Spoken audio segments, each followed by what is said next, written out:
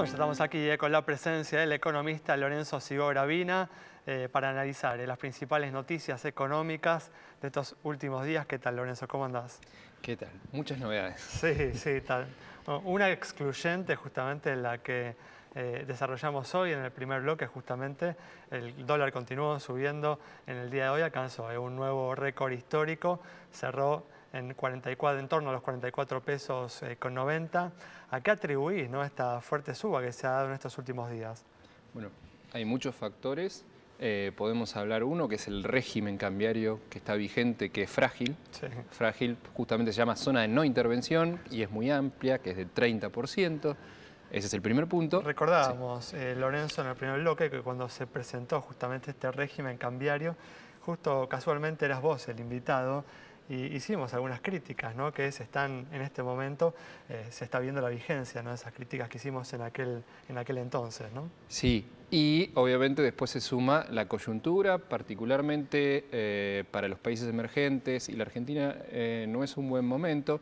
¿Por qué? Porque de alguna manera el mundo o los mercados emergentes necesitaban un aterrizaje suave, es decir, que el Banco Central Europeo y que la Reserva Federal vean claramente señales de desaceleración de la actividad y que no suban las tasas de interés. Esa primera parte se dio, lo cual fue favorable, pero ahora el problema es que se está pensando o se teme que haya un aterrizaje forzoso, es decir, que el crecimiento mundial ya no tenga una desaceleración, sino quizás un freno o incluso entrar en recesión. Entonces estamos lamentablemente entre el aterrizaje suave, que era lo que necesitábamos, y el aterrizaje forzoso, que está haciendo que obviamente ante el miedo, y pese a que no han subido las tasas de interés de referencia en los principales bancos del mundo, haya algo de salida de capitales de emergentes hacia países desarrollados por la incertidumbre. Este sería el componente internacional, ¿no? De esto que vimos hoy, de este nerviosismo de hoy. Me imagino que también ves componentes locales, ¿no? Sí, claramente. El primer punto es la inflación.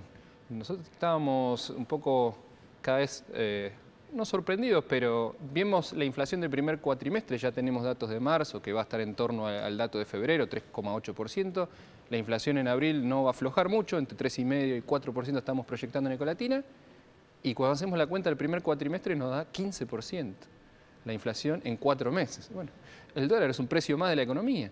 Es cierto que lo está haciendo todo junto, todo en marzo, pero bueno, ya lleva subiendo un 12% en marzo, ¿no? Como haciendo ese catch-up al resto de los precios que lamentablemente, pese al torniquete monetario, cada vez se nota más que la inflación en la Argentina tiene mucha inercia, tiene todavía PAFRU del año pasado, por ejemplo, el precio de la carne que no había subido prácticamente, había subido muy poco el año pasado, finalmente alcanzó al tipo de cambio, el precio de la carne es bien dolarizado.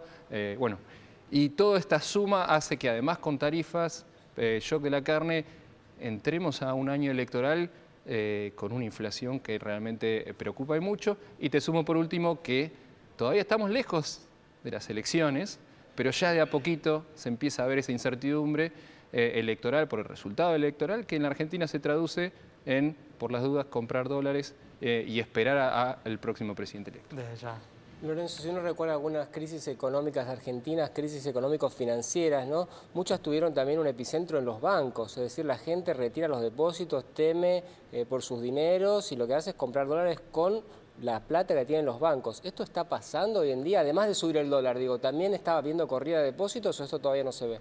No, todavía no se ve. De hecho, los plazos fijos, por ejemplo, en pesos durante marzo, empezaron un poquito el mes en caída, pero después reaccionaron a la suba de tasas muy fuerte. Recordemos que después del feriado de carnaval la tasa de interés pasó de 50 prácticamente a 60 en 2 días, por ciento anual.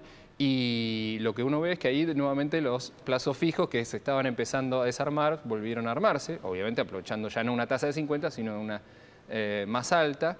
Y bueno, ahí es donde uno ve que por ahora es simplemente una dolarización. Pero ¿cuál es el problema? En la zona de no intervención, el Banco Central puede hacer poco y nada. Puede subir un poco o subir bastante la tasa de interés, vender algo de dólar futuro o que algún banco público venda algo de divisas, pero no hay muchas más alternativas. Y los dólares del Tesoro, que finalmente logró la aprobación en el FMI, que van a ser casi 10.000 millones de dólares, pero que se van a vender a cuentagotas, 60 millones diarios, recién van a estar disponibles a partir del 15 de abril. Entonces todavía estamos en una situación en que ante muy poquita demanda o un aumento de la demanda de divisas, se corre la oferta privada y la oferta pública brilla por su ausencia.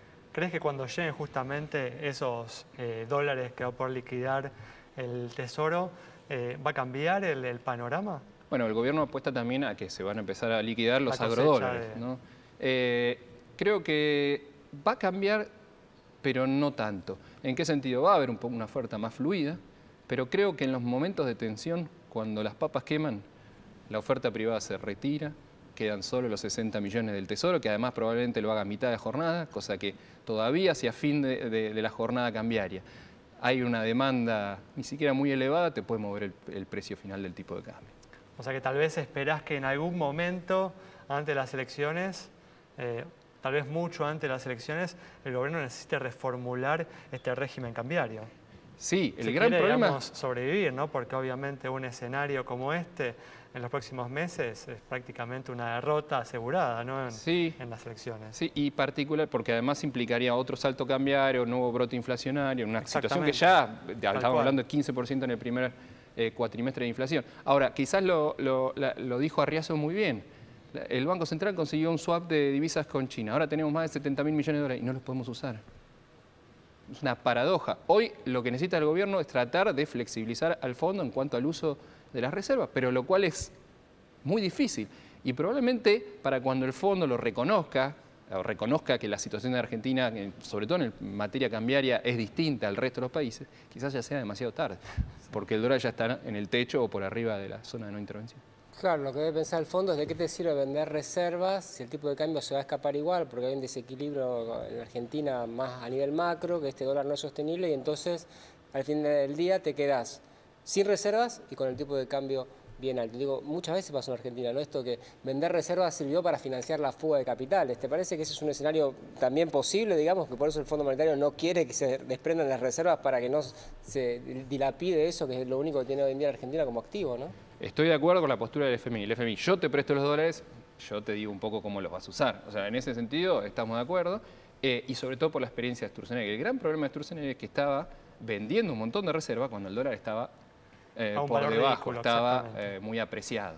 Entonces estaba regalando las reservas, ¿no? Es distinto cuando, bueno, después de que salta de 20 a 25, se dice, bueno, el Banco Central fue con una oferta de 5.000 millones diarios y ahí fue cuando finalmente lo logró frenar. Después viene el primer acuerdo que nuevamente se retira esa oferta del Banco Central, que no tiene que intervenir, y nuevamente a 30. Y menos mal que no intervino a 25, ¿no?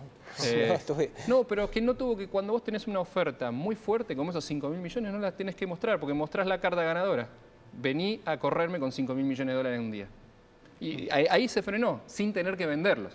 Bueno, después pasó lo que pasó, el fondo le vuelve con el primer acuerdo a decirlo, bueno, libre flote de Argentina nuevamente, que el Banco Central no intervenga, y subió a 30 y en agosto tuvo el pico que llegó a 40. Lorenzo, muchas gracias. Un placer. Nos vamos con este análisis del economista Lorenzo Sigó-Gravina. Nos reencontramos el próximo viernes a las 20 horas aquí en Metro.